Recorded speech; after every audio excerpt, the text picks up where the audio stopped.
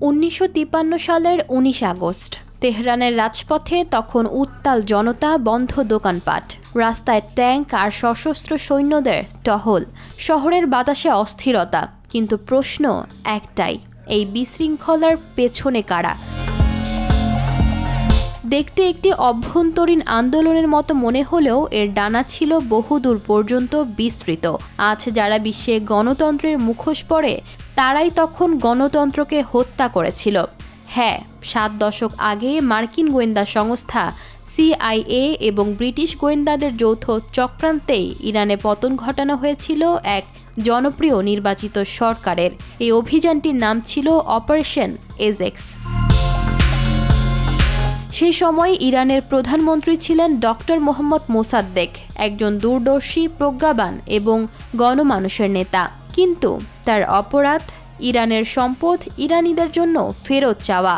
তিনি সাহস করে জাতীয়করণ করেছিলেন ব্রিটিশদের হাতে থাকা তেল কোম্পানি অ্যাংলো ইরানিয়ান অয়েল কোম্পানিকে।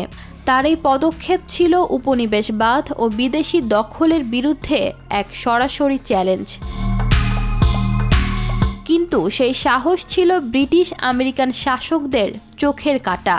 ব্রিটিশ প্রধানমন্ত্রী উইনস্টন চার্চিল এবং আমেরিকার প্রেসিডেন্ট ডুয়াইট আইজেনহাওয়ার মোসাদ্দেককে সরাতে মরিয়া হয়ে ওঠেন।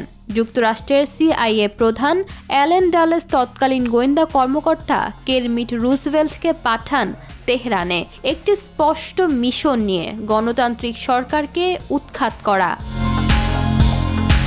কিন্তু কিভাবে সেটা করা হয়েছিল? টাকা, গুজব, ধর্মীয় প্রোপাগান্ডা আর সহিংসতা, সবকিছুর এক ভয়াবহ ককটেল। সংবাদপত্রে ছড়ানো হয় মিথ্যে খবর, মসজিদে চালানো হয় মোসাদ্দেক বিরোধী প্রচারণা, ভাড়া করা হয় গুন্ডা বাহিনী, সামরিক কর্মকর্তাদের মধ্যে ছড়ানো হয় বিভ্রান্তি, আর জনগণের মাঝে তৈরি করা হয় কৃত্রিম বিশৃঙ্খলা। শেষ পর্যন্ত CIA এর নির্দেশেই সামরিক বাহিনী মোসাদ্দেককে উৎখাত করে। তাকে বন্দী করা হয়, বিচারের নামে প্রহসন চালিয়ে পাঠানো হয় জেলে।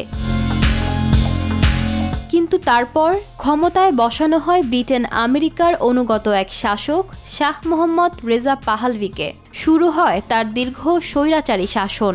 গঠিত হয় কুখ্যাত গোয়েন্দা সংস্থা সাভাক, যারা ইরানি জনগণের ওপর চালিয়েছিল অবর্ণীয় নির্যাতন। ধর্মীয় মূল্যবোধকে পদলিত করে চালানো হয় পশ্চিমা সংস্কৃতির রপ্তানি। দুর্নীতি, বিলাসিতা আর দমন পীড়নে পরিণত হয় ইরান এক ক্ষোভে ফুঁসতে থাকা রাষ্ট্রে। এই ক্ষোভই জন্ম দেয় 1979 সালের ইসলামী বিপ্লবের। শাহ পতিত হন, ক্ষমতায় আসে ইরানের ইসলামী প্রজাতন্ত্র আয়াতুল্লাহ খামেনির নেতৃত্বে। সেই বিপ্লব ছিল কেবল রাজনৈতিক পালাবদল নয়, ছিল বিদেশি আধিপত্য থেকে জাতীয় মুক্তির এক প্রতীক। কিন্তু ইতিহাস কি থেমে গেছে? না। আজও আমেরিকা, ইসরায়েল মুখে গণতন্ত্রের কথা বললেও তাদের দমননীতি বদলায়নি। আজ যখন তারা আবার ইরানে হামলার হুমকি দেয়, আবার রেজিম চেঞ্জের ডাক তোলে, তখন ইরানিরা মনে করিয়ে দেয় তারা ভুলে যায়নি 1953 সালের সেই রক্তাক্ত বিশ্বাসঘাতকতা। অপারেশন এজেক্স শুধু একটি অভ্যুত্থান নয়, ছিল গণতন্ত্র হত্যার প্রথম পাঠ, যার প্রতিধ্বনি আজও শুনতে পাওয়া যায় ইরানের রাজনীতিতে, জনগণের কণ্ঠে।